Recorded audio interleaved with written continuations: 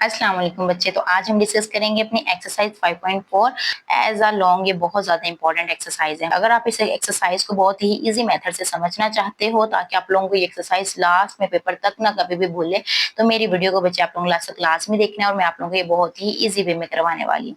तो चले बच्चे हम स्टार्ट करते हैं अपनी एक्सरसाइज।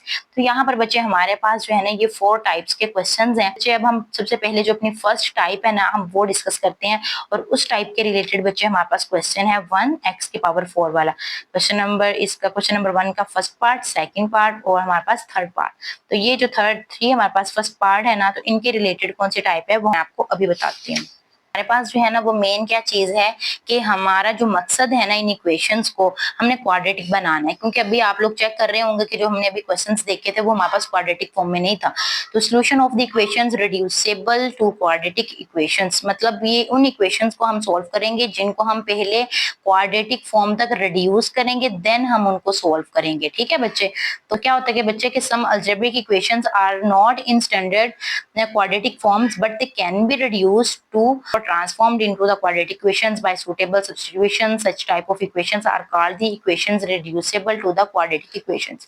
तो वो यहाँ पर बच्चे हमसे ये कह रहे हैं कि भाई कुछ आपके पास अलजेब्रिक इक्वेशंस ऐसी होती हैं जो कि आपके पास क्वाड्रेटिक फॉर्म में नहीं भी गिवन होती, बट उनको क्या करना होता है कि हमने कोई भी सब्स्टिट्यूशन करके या किसी भी तरीके से जो है ना वो हमने उनको पहले क्वाड्रेटिक में लाना है, देन हमने उसको सॉल्व करना है। तो ये एक्सरसाइज बच्चे हमारी इसी पे बेस करती है। तो ये फर्स्ट टाइप बच्चे हम डिस्कस करेंगे और इसी के रिलेटेड पहले हम अपने क्वेश्चंस करेंगे। अब फर्स्ट टाइप बच्चे हमारे पास कौन सी है, ax⁴2n plus bx⁴n and plus c is equal to 0। कुछ इस फॉर्म में हमारे पास क्वेश्चन गिवन होंगे। ठीक है। अब ये टाइप देखें जरा बच्चे, ये सेम वही है। ये देखें जरा 2 मतलब के कोई भी कोई भी हमारे पास कोफिशिएंट था, फिर x⁴2n मतलब ये है कि जो आपके पास इधर x की पावर है ना उसका यहाँ पे डबल है आपके पास। मतलब अगर यहाँ पे 2 है तो उसको 2 से मल्टीप्लाई करोगे तो 4 हो जाएगा, तो वो यहाँ पे 4 है, प्लस या कुछ भी माइनस कोई भी आपके पास साइन है तो b आपके पास कोफिशिएंट आ गया, साथ में x⁴n मतलब x² आ गया, साथ में कोई भी आपके पास कांस्टेंट आ गया। तो ये इस टाइप के बच्चे हमारे पास इक्वेशन है। तो इसको हम सॉल्व करते हैं। ये इक्वेशन में भी इन्होंने एग्जांपल में भी बच्चे सारा बताया हुआ है कि कैसे कैसे हम इसको लेट करेंगे और नेक्स्ट सॉल्व करेंगे। तो सीधा बच्चे हम अपने क्वेश्चन पे चलते हैं और वहीं पे जाके हम ये सारी बातें डिस्कस करते हैं। चलिए बच्चे हम अपना सॉल्यूशन स्टार्ट करते हैं एक्सरसाइज 5.4 के क्वेश्चन नंबर 1 के फर्स्ट पार्ट का। ठीक है। और इसकी फर्स्ट टाइप है हमारे पास। अच्छा, यहाँ पर बच्चे हमारे पास सबसे पहला मकसद क्या है, हमारा मकसद है कि अपनी इक्वेशन को क्वाड्रेटिक फॉर्म में लाना। ठीक है। और हमारी जो हमने ये अभी टाइप देखी थी उस टाइप में जो रूल्स हमें उन्होंने बताए हैं उसके अकॉर्डिंग हमने करना क्या है कि हमने बच्चे लेट करना है। सबसे पहले तो हम यहाँ पे लिखते हैं सॉल्यूशन। हमने बच्चे लेट करना है, लेट करना है कि y is equal to x²। ठीक है। ये हमने लेट कर लिया कि ये इसके इक्वल है, x² के इक्वल है। फिर हम क्या करेंगे कि बच्चे हम दोनों साइड्स पर जो है वो पावर 2 ले लेंगे। ठीक है। हम लिखते हैं कि देन हमने क्या किया कि दोनों साइड्स पे हमने ले लिया स्क्वायर। जब हमने बच्चे स्क्वायर लिया तो यहाँ पर y के ऊपर क्या आ गया स्क्वायर, और x के ऊपर जब स्क्वायर लिया तो क्या हो गया पावर 4 हो गई। ठीक है। फिर हम लिखेंगे कि सो डैट, अब हम अपनी इक्वेशन में ये सारी चीजें पुट करते हैं।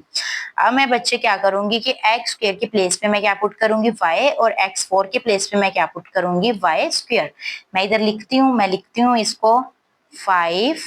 ठीक है।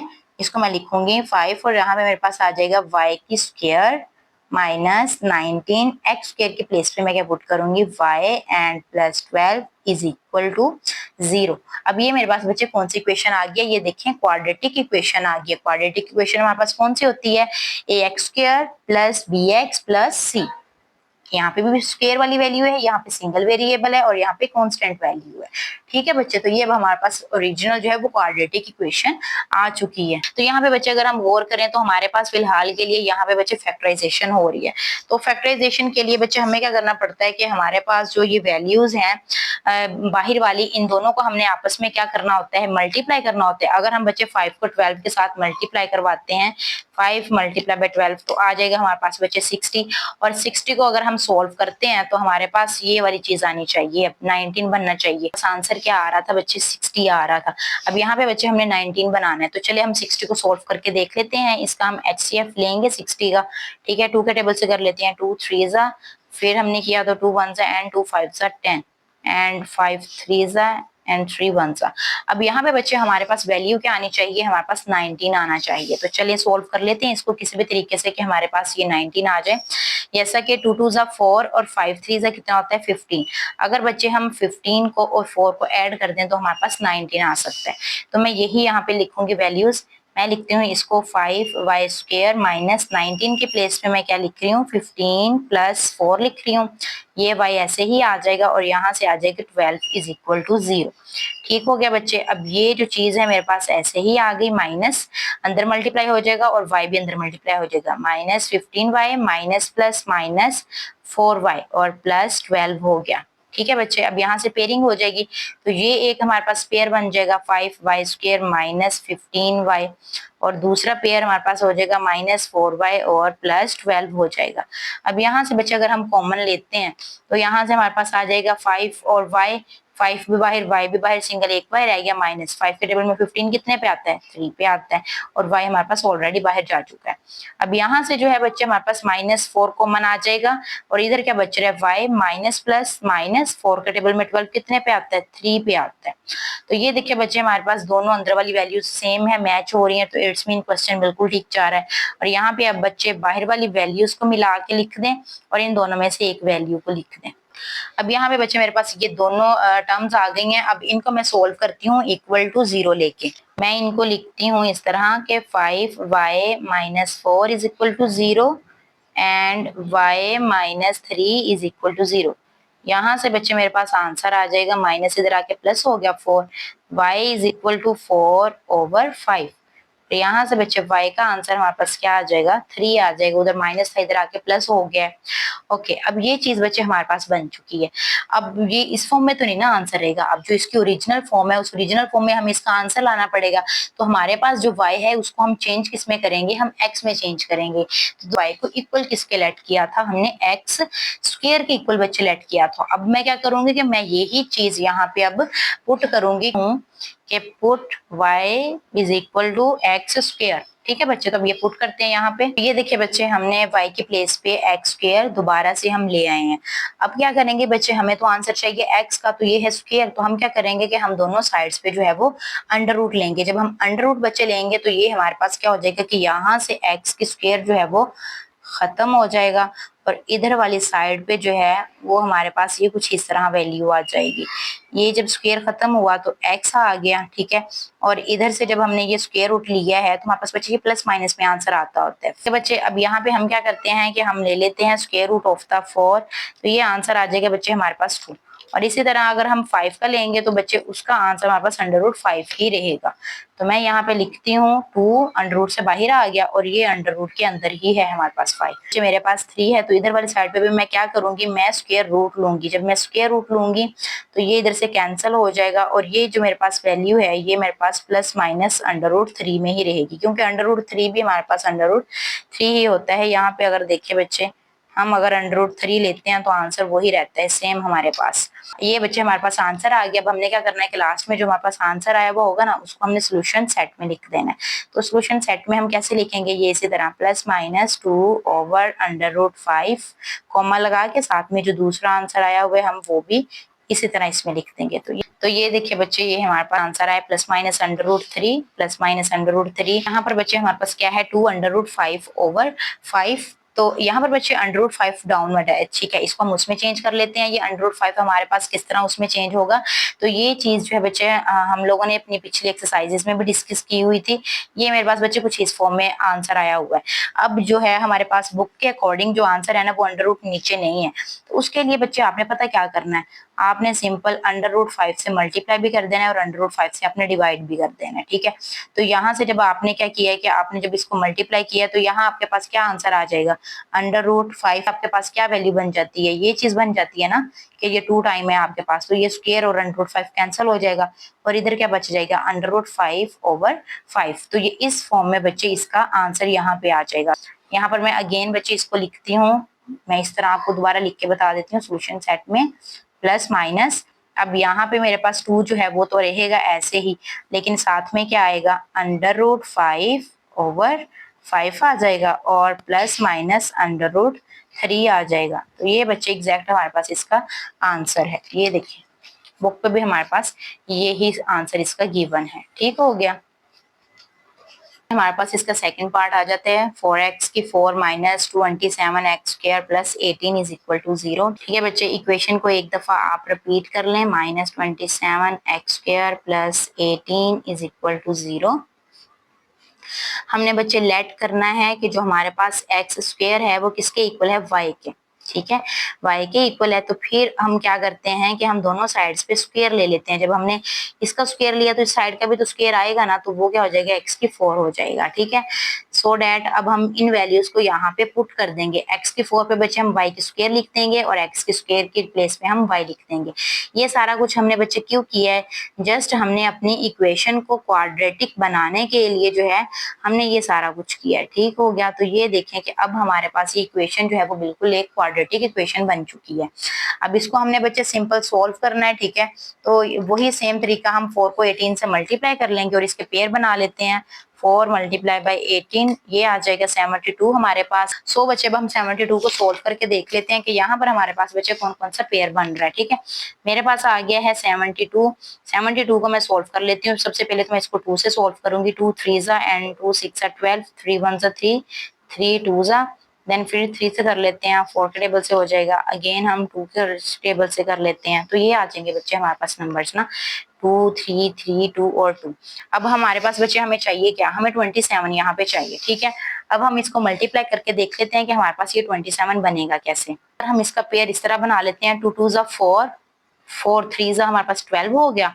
और अगर हम बच्चे 12 को मल्टीप्लाई करते हैं 2 से, तो हमारे पास कितना आ जाएगा, 24 आ जाएगा। और उसमें अगर हम ऐड कर लेते हैं 3 को, तो हमारे पास 27 बन जाएगा। तो ये पेयर आ गया 24 प्लस 3 इज इक्वल टू 27। तो ये हम बच्चे लिखेंगे यहाँ पे। ठीक है, तो मैं इसको इसी तरह लिखती हूँ, 4y स्क्वायर माइनस, यहाँ पे मैं लिख दूंगी 24 प्लस 3 और बाहर में इधर y लिख दूंगी और ये मेरे पास इस तरह 18 आ जाएगा। ठीक हो गया। तो यहाँ से बच्चे अब क्या करेंगे कि हम ये माइनस को और y को अंदर मल्टीप्लाई कर देंगे, तो ये हो जाएगा minus 24y plus minus minus 3y plus 18 is equal to 0 आ जाएगा। अब पेयर बना लेते हैं इसके, ये हो जाएगा 4y स्क्वायर माइनस 24y, ये एक पेयर बन गया। दूसरा पेयर बच्चे हमारे पास बन जाएगा माइनस 3y और प्लस 18, ये चीज आ जाएगी। अब यहाँ से बच्चे एक कॉमन क्या आ रहा है, एक तो 4 कॉमन आ रहा है, साथ में इसके हमारे पास बच्चे y भी कॉमन आ रहा है। 4 के टेबल में 4 1 पे आता है और एक y बाहर आ गया, तो सिंगल एक y बच गया। 4 के टेबल में 24 कितने पे आता है, 6 पे आता है और y हमारा बाहर जा चुका है।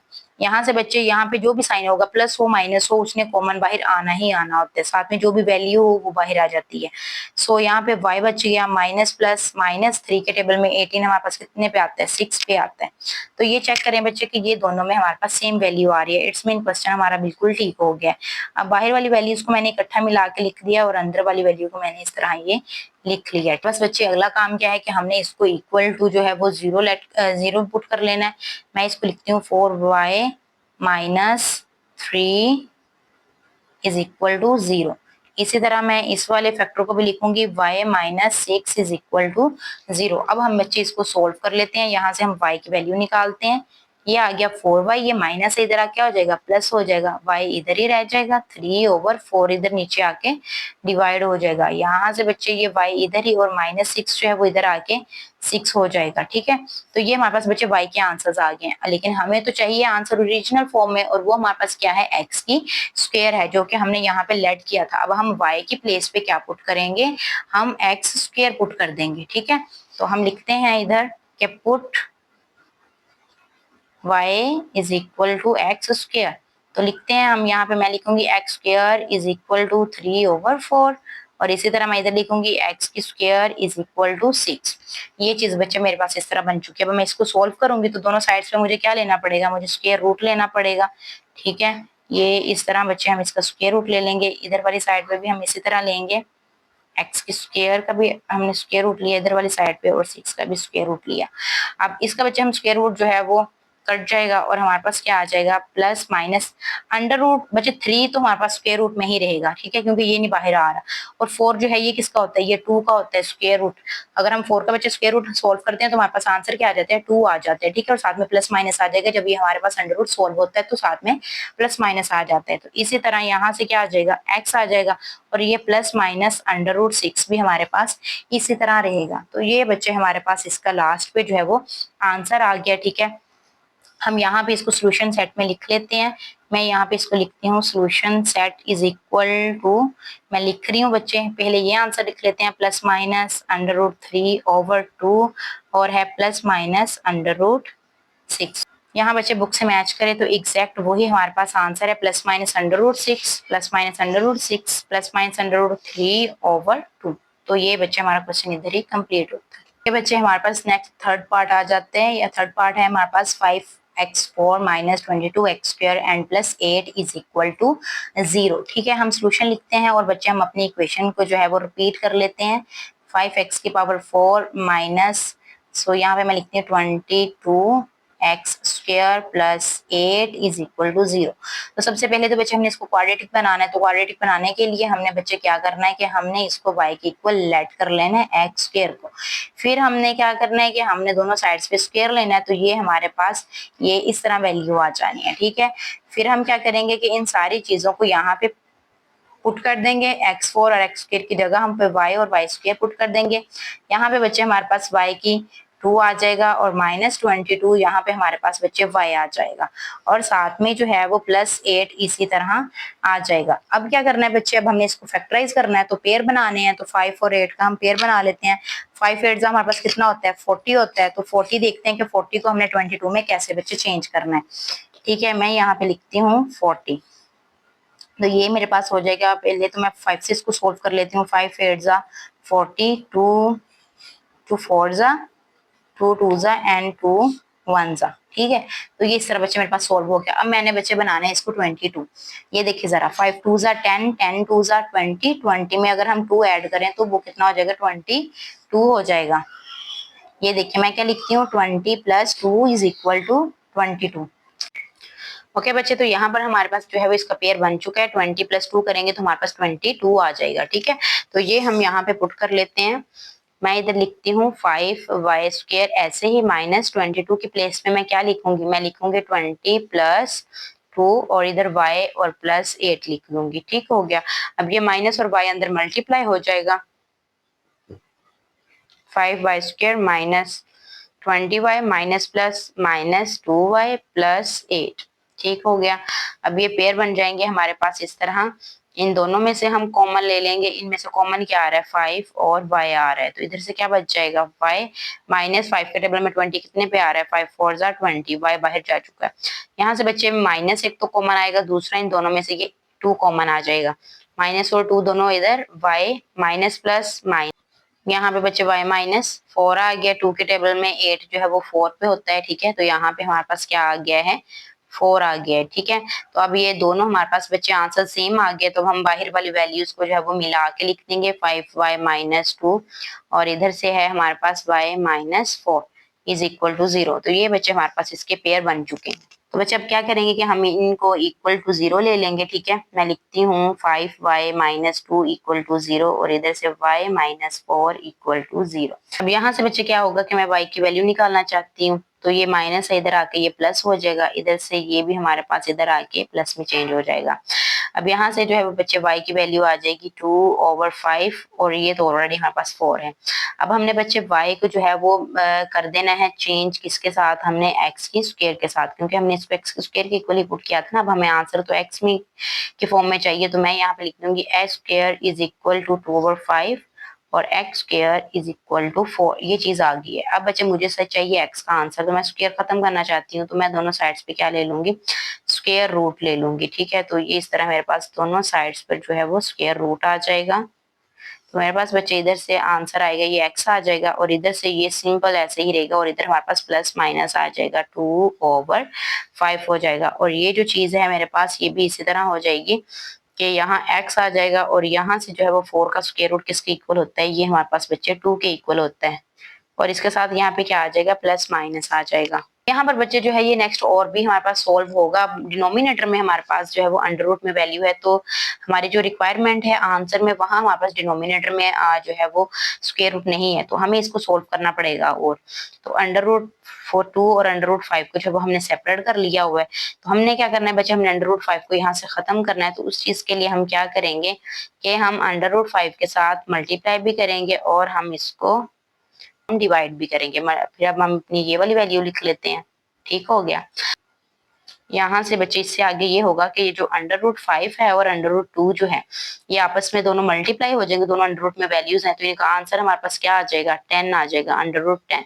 ठीक है, अब ये डिनोमिनेटर में भी अंडर रूट 2 और अंडर रूट 2 है, तो ये 2 टाइम है हमारे पास, तो हम इस तरह स्क्वायर में लिख देते हैं।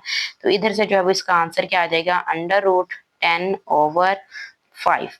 तो ये बच्चे हमारे पास इसका आंसर आ रहा है इधर से x का। एक आंसर ये आ गया हमारे पास और दूसरा आंसर हमारे पास ये पड़ा है। अब हम इनको सोल्यूशन सेट में लिख देते हैं। यहीं पे बच्चे मैं सोल्यूशन सेट इसका लिखती हूँ।